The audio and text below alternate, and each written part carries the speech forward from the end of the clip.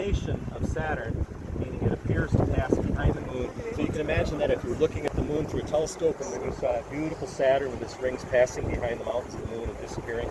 I'm sure you can go online anytime now or tomorrow and see pictures of that. The occultation of Saturn is going on right now, but we still get to see it. And Saturn's not always visible. Matter of fact, it's rapidly moving behind the sun, and it won't be visible again here for almost another year. Let's first talk about some other objects in the western sky, because everything is rising in the east and setting in the west because the Earth is rotating towards the east. That's why everything appears to rise in the east and set in the west. So in the western sky right now, we have three bright stars that I'll point out. They're called the Summer Triangle. And the brightest one of the Summer Triangle is Vega. This one is called Deneb, and this one is Altair. Okay, so Vega, Deneb, and Altair are the three bright stars of the Summer Triangle. As the Summer Triangle is slipping into the west at this time of year, we have what is called the Winter Hexagon coming up over here, and I'll talk about a few of those stars, because that's getting higher and higher. By the way, everything in the sky appears to move 15 degrees an hour, all right? The apparent size of the moon is half of a degree, so picture 30 full moons every hour. That's how fast everything moves in the sky. Now, the moon looks fairly large to us, but think about this. From horizon to horizon is 180 degrees if you go straight to the point over your head, which is called the zenith.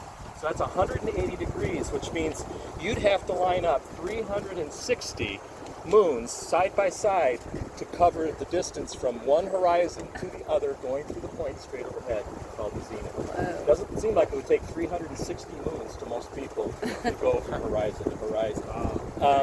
Again, moon half a degree in diameter.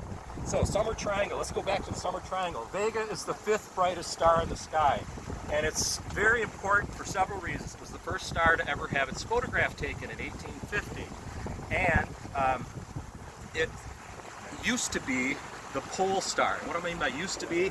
Well, pole star, ours is Polaris, which is right there. Pole star is the star that is almost directly over your head if you're standing on the North Pole. We call it the North Star, or it could be called Polaris, is the formal name. But Vega used to be, 12,000 years ago, that star used to be overhead if you were standing on the North Pole. In another 13,000 years, it will be over your head again if you're on the North Pole. So the pole star changes. Right now it's Polaris. In 7,800 years, it'll be this star, Deneb. And in 13,000 years, it'll be back to Vega. And the reason for that is, if you know a child's top, a child has a toy that they spin, you know, and you know how, yes, somebody's, all right.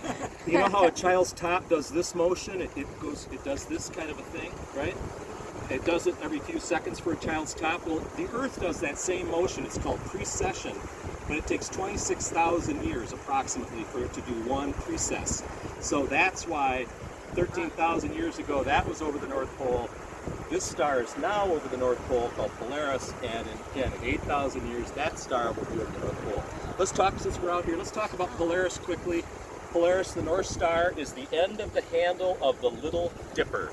Okay, so if you found Polaris, you found the end of the handle of the Little Dipper. These two stars are part of the bowl of the Little Dipper, but the stars in the Little Dipper are very faint, so we're only seeing a few of the brighter ones. Polaris is not a bright star. People often think